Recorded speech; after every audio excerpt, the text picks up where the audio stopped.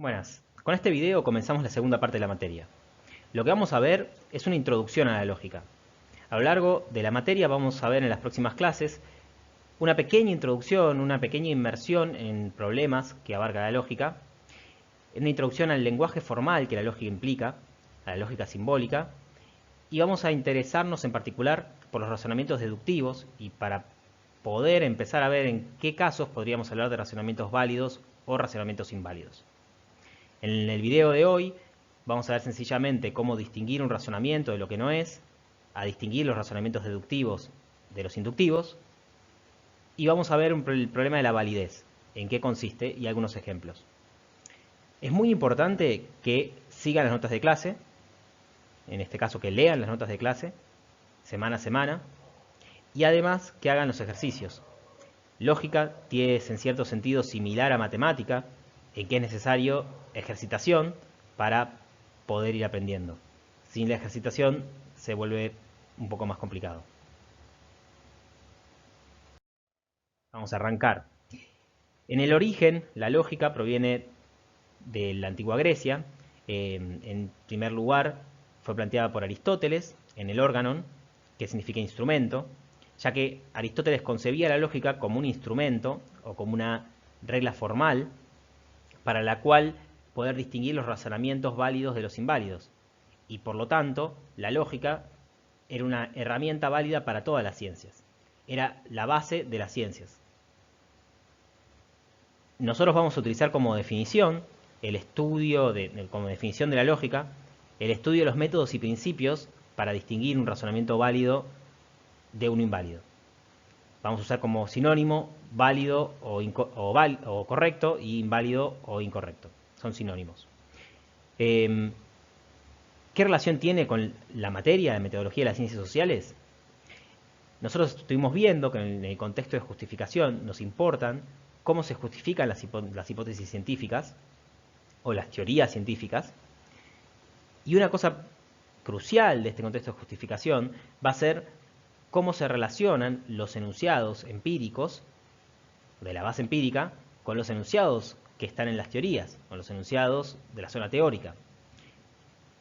Y un criterio con el que vamos a analizar entonces este contexto de justificación es si los enunciados tienen consistencia lógica, si una teoría científica es consistente con la base empírica y si los razonamientos que están incluidos dentro de esa teoría científica son válidos, es decir, tienen una forma lógica que es válida. Para arrancar, una división que ya hicimos, pero es necesario recordar, es que, en primer lugar, hay distintos tipos de enunciados. Las vamos a llamar oraciones a una secuencia de sonidos o grafías que nos van a permitir comunicar, es decir, los que son parte del lenguaje. Y esto ya lo vimos, las oraciones pueden cumplir distintas funciones. Entonces, una oración que tiene una función informativa, le vamos a decir que ese significado que tiene esa función, que tiene esa oración, es una proposición. Ya habíamos distinguido que hay otras oraciones que pueden ser exclamativas o interrogativas y que en ese sentido no van a tener una proposición. Como por ejemplo, qué grande que es Juan o qué hora es. Esas son oraciones que no van a contener proposiciones porque no van a tener un contenido informativo. Básicamente, dos oraciones pueden tener un mismo significado. Por ejemplo, Juan ama a María o María es amada por Juan. Tiene una misma proposición, es decir, es un mismo significado, por más de que esté armado de forma distinta. Una oración puede tener una misma oración con un enunciado informativo puede tener distintos significados, dependiendo del contexto. Por ejemplo, el actual presidente de Estados Unidos es un ex senador, depende en qué momento del tiempo se diga y a qué presidente de Estados Unidos se está refiriendo, por ejemplo. Y como ya vimos la definición, vamos a decir que una proposición o un enunciado u oración con fin informativo o con función informativa es cualquier información que puede ser verdadera o falsa. Es decir, es un enunciado que contiene información que puede ser verdadera o falsa. Y además es independiente del lenguaje en que se formula. Por eso llueve, it rains o es regnet en alemán tiene la misma información. Todos está diciendo llueve. Y a los fines de la materia, de ahora en adelante, vamos a usar a enunciado como sinónimo de oración con esa función informativa. Los razonamientos, para definir, un razonamiento lo vamos a definir como cualquier grupo de proposiciones tal que de una de ellas, de una de esas proposiciones, se afirma que deriva de las otras. Entonces esta proposición que se deriva de las otras la vamos a llamar conclusión. Y a las proposiciones que van a formar los elementos de juicio a favor de la verdad de la conclusión, las vamos a llamar premisas. Y el proceso que une a ambos lo vamos a llamar el proceso de inferencia o de derivación lógica. Entonces, un razonamiento tiene distintos componentes, no es meramente cualquier conjunto de enunciados, y los distintos enunciados, distintas proposiciones, tienen distintas funciones. Básicamente, premisas y conclusión. La premisa son las que afirman son los que brindan los elementos de juicio o las razones para poder aceptar la conclusión, mientras que la conclusión es la proposición que se afirma sobre la base de las otras proposiciones. Lo mínimo que tiene que tener un razonamiento es al menos una premisa y una conclusión. Puede tener un razonamiento varias premisas y una conclusión. Y están unidos por esta relación de inferencia o derivación lógica. Además, en los razonamientos muy comúnmente vamos a ver expresiones derivativas, que son indicadores de premisas o indicadores de conclusión. Entonces, por ejemplo, indicadores de premisas tenemos a pues, puesto que, ya que, como, dado que, e indicadores de conclusión, por consiguiente, por lo tanto, en consecuencia, luego, se sigue que, podemos afirmar que. Estos son todos indicadores de conclusión. Vamos a dar dos ejemplos muy básicos, están en la nota de clase también. Un ejemplo clásico es: todos los hombres son mortales, Sócrates es hombre, por ende Sócrates es mortal. Otro ejemplo podría ser: todos los perros ladran, ese animal es un perro, por lo tanto ese animal ladra. Acá vemos: todos los hombres son mortales y Sócrates es un hombre, son premisas, Sócrates es mortal es la conclusión. Todos los perros ladran y ese animal es un perro, son premisas, y ese animal ladra es la conclusión. Y tenemos indicadores de conclusión, por ende y por lo tanto. Son dos indicadores de conclusión. Ahora bien, como les había explicado, los razonamientos también pueden tener una sola premisa. Entonces, un razonamiento podría ser: ningún hombre es azul, por lo tanto, nada azul es un hombre. Ahí solamente hay una premisa y una conclusión. Y eso también es un razonamiento. Otro tema es el orden dentro del razonamiento. Premisas y conclusiones, esto también es importante aclararlo, no existen de forma aislada, sino que premisas y conclusiones existen en tanto y en cuanto estén dentro de un razonamiento. Entonces podemos afirmar que unos enunciados cumplen la función de premisa y otros enunciados cumplen la función de razonamiento. Y el orden puede variar, no necesariamente tienen que estar las premisas primero y el razonamiento después. Por ejemplo, la pared es roja, ya que está formada por ladrillos y los ladrillos son rojos. Tenemos la conclusión al principio: la pared es roja. Y las premisas son que está formada por ladrillos y que los ladrillos son rojos. Otro ejemplo es: todo porteño es argentino, luego los porteños son latinoamericanos, puesto que todo argentino es latinoamericano. Si se fijan, la conclusión está en el medio. La conclusión es: los porteños son latinoamericanos. Y las premisas son: todo porteño es argentino, todo argentino es latinoamericano. Un último ejemplo, que está en el libro de Copy, este es extraído de la Política de Aristóteles. En una democracia, los pobres tienen más poder que los ricos, porque son más y la voluntad de la mayoría es suprema. En este caso, la conclusión es que en la democracia los pobres tienen más poder que los ricos. Y las premisas es porque los pobres son más y porque la voluntad de la mayoría es suprema. Vamos a ver un par más de ejemplos de razonamientos. Estos ejemplos son un poco más difíciles, son extraídos del libro de Copy. En el parcial no van a tener ejemplos de la misma dificultad tal vez, pero es importante verlos para poder entender que no siempre se pueden distinguir tan fácilmente los razonamientos. Por ejemplo, en el primer caso vemos, es extraído de un fallo de la Corte Suprema de Estados Unidos, y vemos un razonamiento en el cual no hay indicadores de premisa o de conclusión. Y no es tan fácil distinguir cuál es premisa y cuál es conclusión. En este caso lo que les recomiendo es leer los razonamientos, intentar pensar cuáles son las premisas y las conclusiones antes de verlo en el video.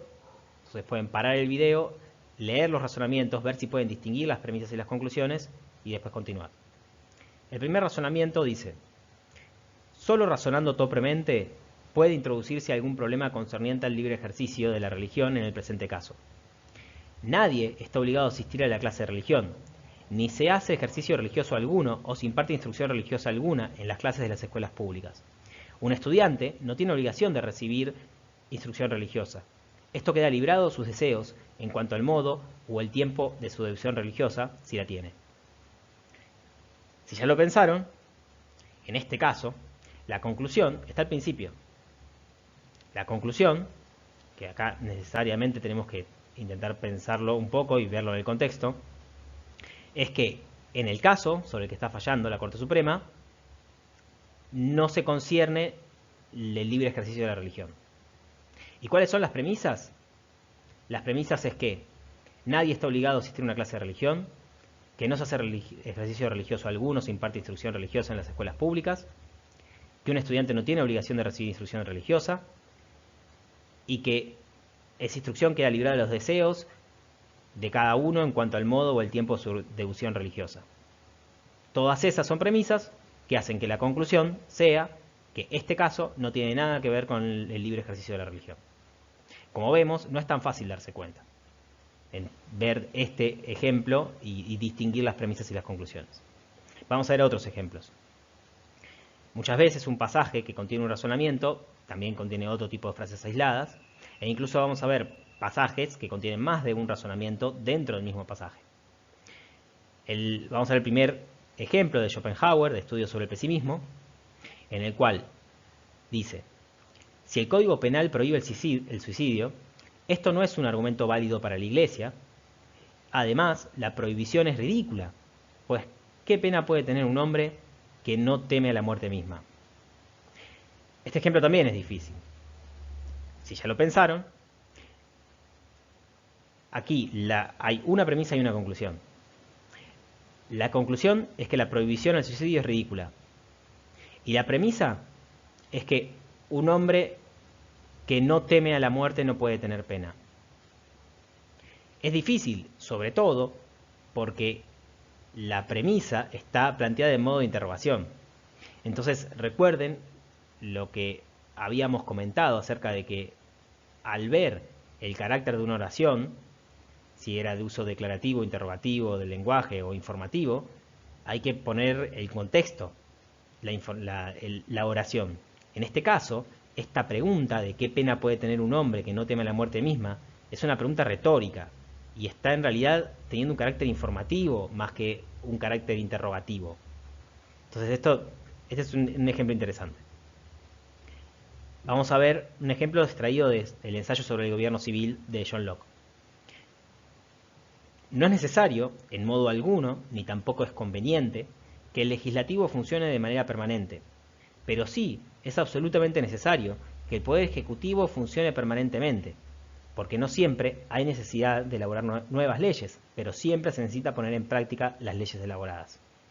Bueno, piénsenlo. Si ya lo pensaron, acá tenemos dos razonamientos. Por un lado, como no hay necesidad de elaborar nuevas leyes permanentemente, esa es la primera premisa, no es necesario que el legislativo funcione de manera permanente. Conclusión. Ahí tenemos un razonamiento. Y hay otro razonamiento intermezclado, que es: siempre se necesita poner en práctica las leyes elaboradas. Premisa. Conclusión. es absolutamente necesario que el Poder Ejecutivo funcione permanentemente. Como se ve, no es tan fácil, se necesita práctica. De nuevo, estos ejemplos son difíciles, pero es para introducirse. Y vamos a ver un último ejemplo. También extraído de un libro, Advances in Superconducting Magnets. Puesto que no hay resistencia eléctrica en las bobinas que transportan la corriente de un imán superconductor, no se disipa ninguna energía en forma de calor, y es posible mantener campos intensos prácticamente sin ningún gasto de energía. Si lo pensaron, acá de nuevo tenemos dos conclusiones. Por un lado, tenemos la premisa de que no hay resistencia eléctrica en las bobinas que transportan la corriente de un imán superconductor. Y de ahí se desprende la conclusión de que no se disipa ninguna energía en forma de calor. Y esas cosas funcionan de premisa para la segunda conclusión, que es posible mantener campos intensos prácticamente sin ningún gasto de energía.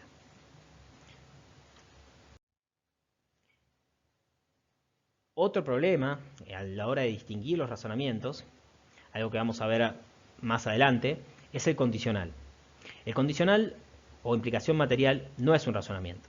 Es afirmar, por ejemplo, si los objetos de arte son expresivos, constituyen un lenguaje. Si voy al cine, compro pochoclo. Si gano la lotería, me compro un auto. Esas son condicionales, no son razonamientos. Es una confusión bastante común. En cambio, fíjense este mismo ejemplo. Si yo digo, puesto que los objetos de arte son expresivos, constituyen un lenguaje, eso sí es un razonamiento. Porque ahora estoy usando a los objetos de arte son expresivos como premisa y a constituyen un lenguaje como conclusión. Otro ejemplo es que incluso cuando veamos indicadores de premisa o de conclusión, en este caso por lo tanto, puede llegar a que no sea un razonamiento. Podemos tener un caso que no sea un razonamiento. Y que tenemos otro ejemplo. Los sinónimos son buenos sirvientes, pero malos amos. Por lo tanto, elijámoslo con cuidado. Y acá, recuerden lo que les dije antes, este segundo enunciado, elijámoslo con cuidado, no es un enunciado informativo, es una orden. Entonces, no estamos en presencia de un razonamiento. Y vamos a ver un último caso, que también genera mucha confusión, que muestra que no siempre la presencia de indicadores se tiene que interpretar como un razonamiento. Por ejemplo, si yo digo, el Imperio Romano se derrumbó porque carecía del espíritu del liberalismo y de la libre empresa. Eso no es un razonamiento. En cambio, no puede existir ningún sistema que sea mitad materia y mitad antimateria, porque las dos formas de materia se aniquilan mutuamente. Ahí estamos en presencia de un razonamiento. Esto es raro y requiere un poco de reflexión. En el segundo caso, que no puede existir ningún sistema que sea mitad materia y mitad antimateria, es la conclusión. Y la premisa es que las dos formas de materia se aniquilan mutuamente. Pero ¿por qué el primer caso, el del Imperio Romano, no es una conclusión? No es un razonamiento. En este caso, y es lo que tenemos que analizar a la hora de distinguir razonamientos de lo que no son, es que los razonamientos tienen que tener la finalidad de decidir sobre la conclusión. Si la conclusión ya está definida de antemano, entonces no es un razonamiento. Entonces vamos a tener que distinguir el razonamiento utilizando el contexto y viendo según la finalidad o el interés que tenga ese conjunto de enunciados, ese conjunto de afirmaciones. Fíjense que los dos casos, el Imperio Romano se derrumbó porque carecía del espíritu libre del liberalismo y de la libre empresa, y el segundo caso de la antimateria, los dos siguen la misma estructura, que es Q porque P. Siguen la misma estructura. Sin embargo, fíjense que en el primer caso ya está considerada la verdad de Q, que sería que el Imperio Romano se derrumbó. Ya lo damos por establecido. Entonces no estamos frente a un razonamiento, sino frente a una explicación. En cambio, en el segundo caso, y por eso siempre hay que basarse en el contexto, Estamos frente a un razonamiento porque estamos debatiendo o estamos queriendo establecer la verdad de Q. Y ofrecemos como prueba P, como premisa. Entonces ahí formulamos un razonamiento. De nuevo, estos ejemplos que vimos son un poco más difíciles. Es importante que lean la nota de clase. Y es importante que hagan los ejercicios de práctica. En los ejercicios de práctica y en el parcial van a tener ejemplos más fáciles. Pero vamos con estos ejemplos directamente para que entiendan la dificultad que tiene a veces distinguir un razonamiento de lo que no lo es. Y la importancia y los elementos que tienen que tener en cuenta para distinguir un razonamiento. Obviamente lo vamos a ver más en profundidad en clase. Vamos a dividir muy básicamente en dos clases de razonamientos. Por un lado tenemos los razonamientos inductivos, que son los razonamientos que la conclusión contiene más información que la que está en las premisas. Entonces, fijémonos en el siguiente ejemplo. A es un cuervo y es negro. B es un cuervo y es negro. C es un cuervo y es negro. D es un cuervo y es negro. Por ende, todos los cuervos son negros. Este es el típico razonamiento inductivo. Sin embargo, si lo ven, la conclusión es un enunciado que ya vimos, ya conocimos, que es un enunciado tipo universal. Todos los cuervos son negros, es un enunciado que refiere potencialmente a un conjunto infinito. Todos los cuervos que existieron, que existen y que existirán. Y por ende, haber hecho 4 observaciones, A, B, C y D, no es información suficiente como para poder afirmar todos los cuervos son negros. Por ende, las premisas no incluyen toda la información que tiene la conclusión. En la conclusión estamos agregando más información.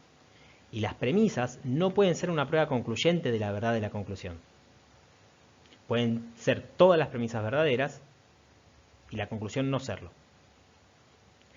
Por otro lado, tenemos el razonamiento deductivo, en el cual la conclusión no agrega información, sino que se desprende exactamente de las premisas. Un ejemplo es todos los cuervos son negros, en Plaza Jusa y hay un cuervo, por lo tanto ese cuervo será negro. Si nos fijamos acá, la conclusión, ese cuervo será negro, ya está incluida de alguna manera en las premisas. Ya está presente en las premisas.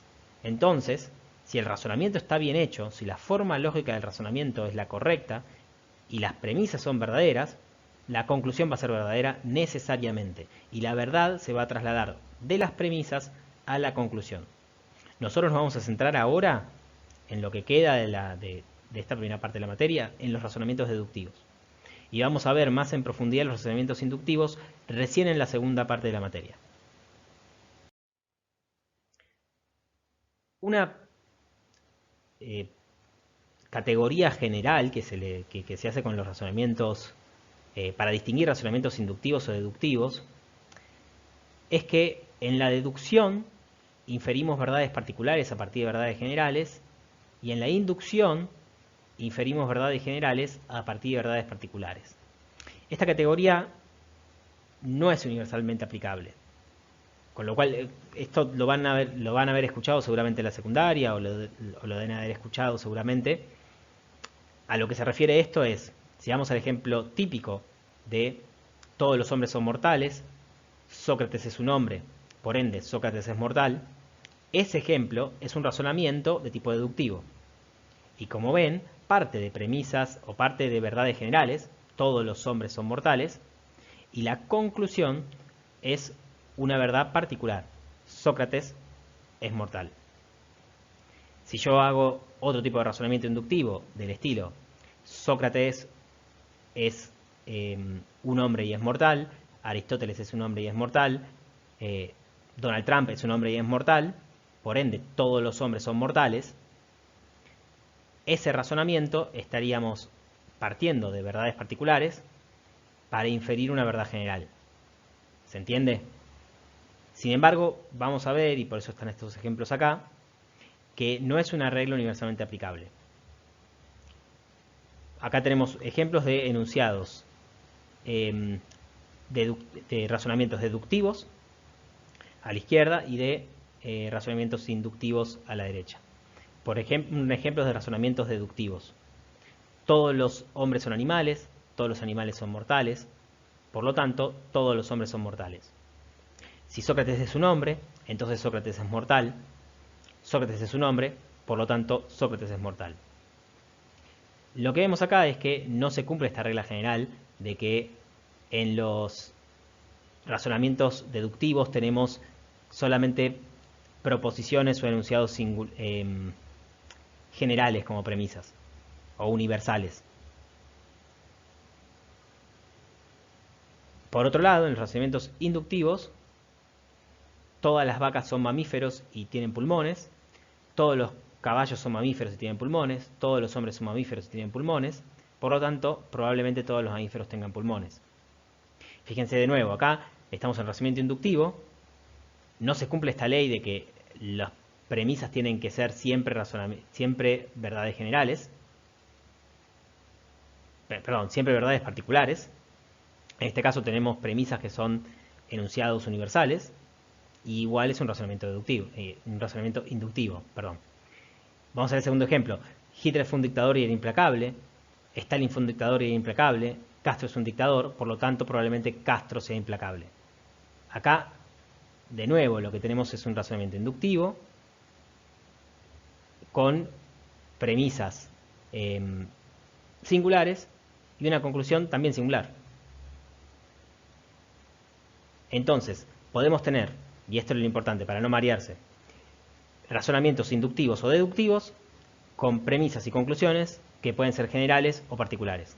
Entonces, esta regla de inferir verdad particular a partir de una verdad general o una verdad general a partir de verdades particulares y clasificar así a los razonamientos deductivos o inductivos no se cumple.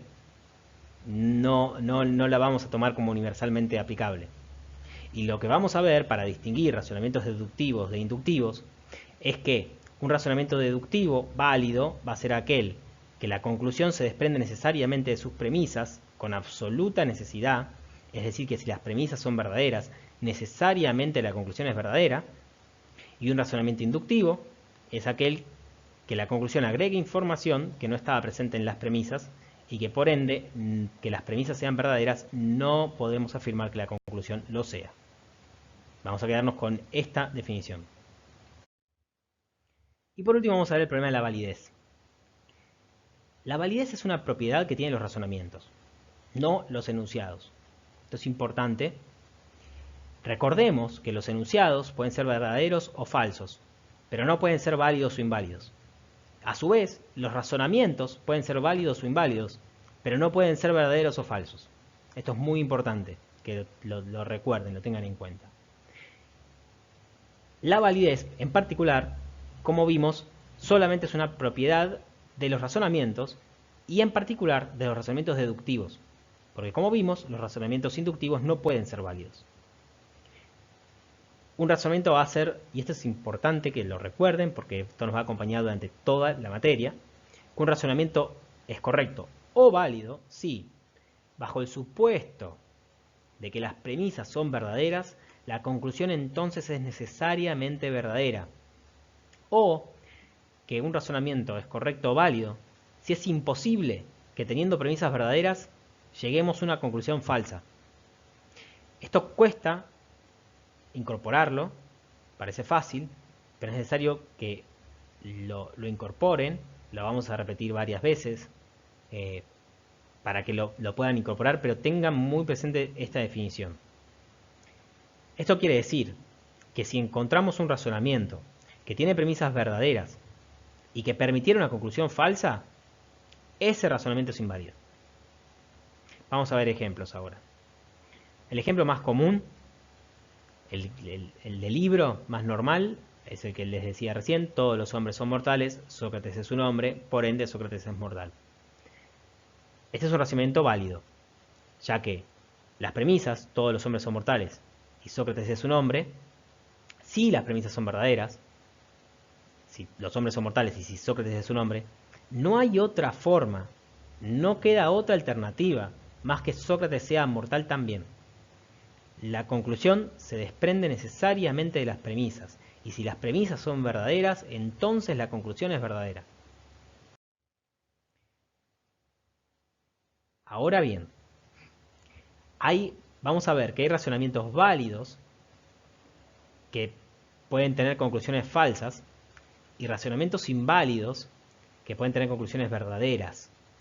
Vamos a ver ejemplos. Lo que nos dice esto es que la falsedad de la conclusión, la falsedad o verdad de la conclusión, no determina la validez o invalidez del razonamiento. Y que un razonamiento sea válido no determina que la conclusión sea verdadera.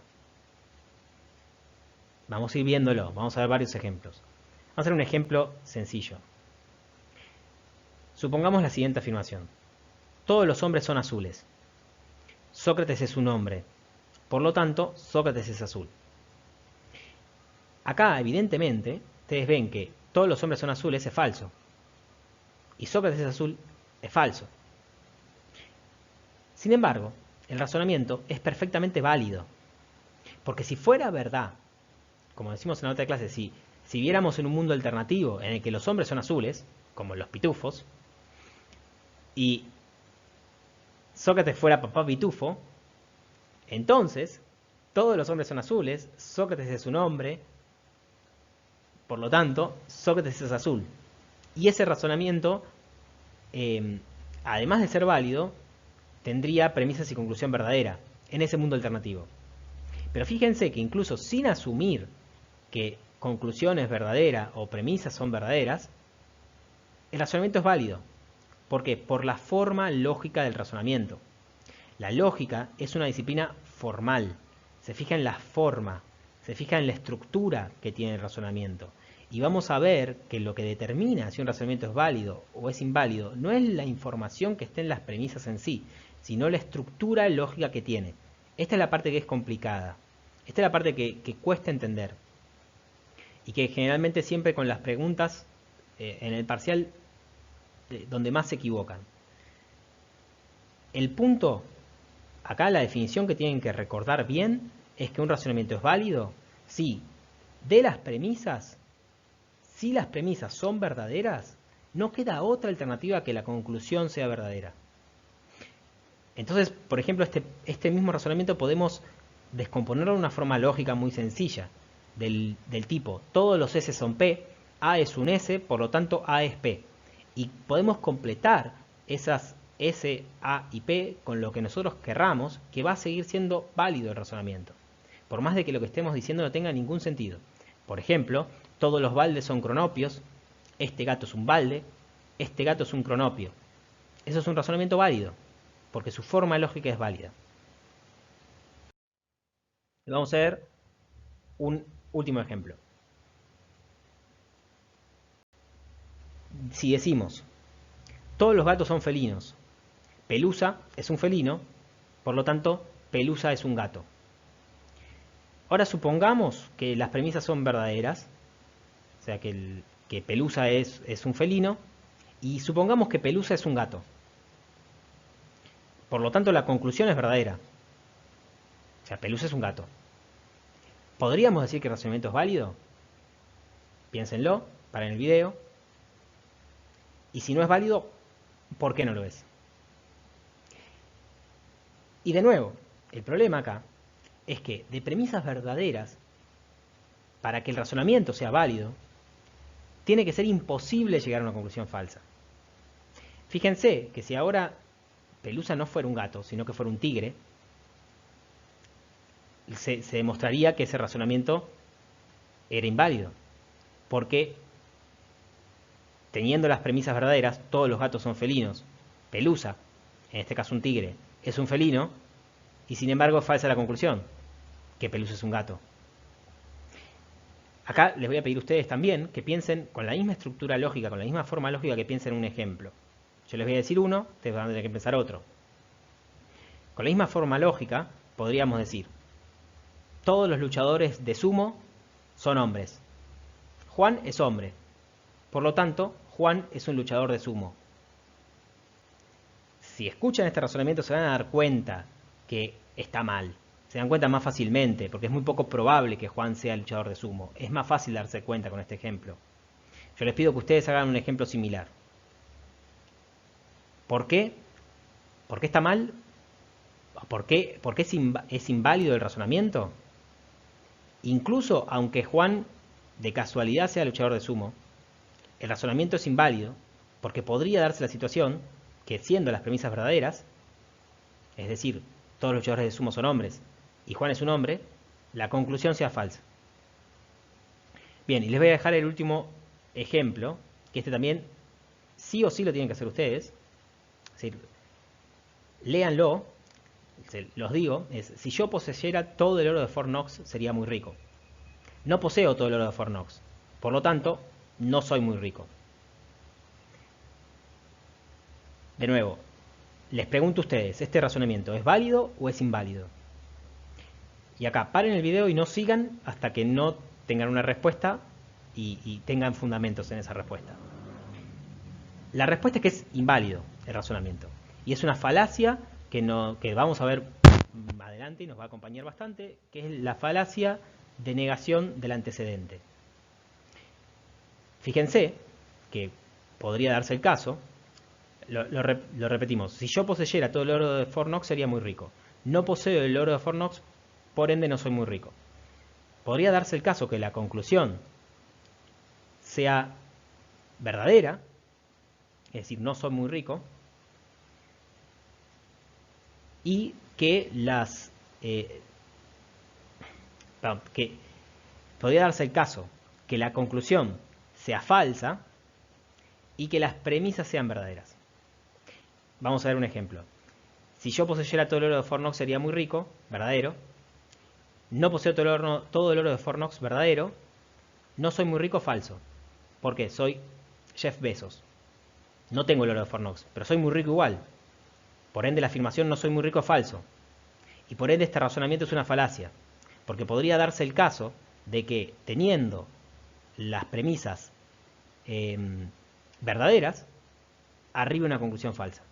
Y eso no es posible si la forma lógica de razonamiento es válida. No es posible en un razonamiento válido. Por ende, este razonamiento es inválido y es el caso clásico de falacia de negación del antecedente. Bueno, lo cortamos acá.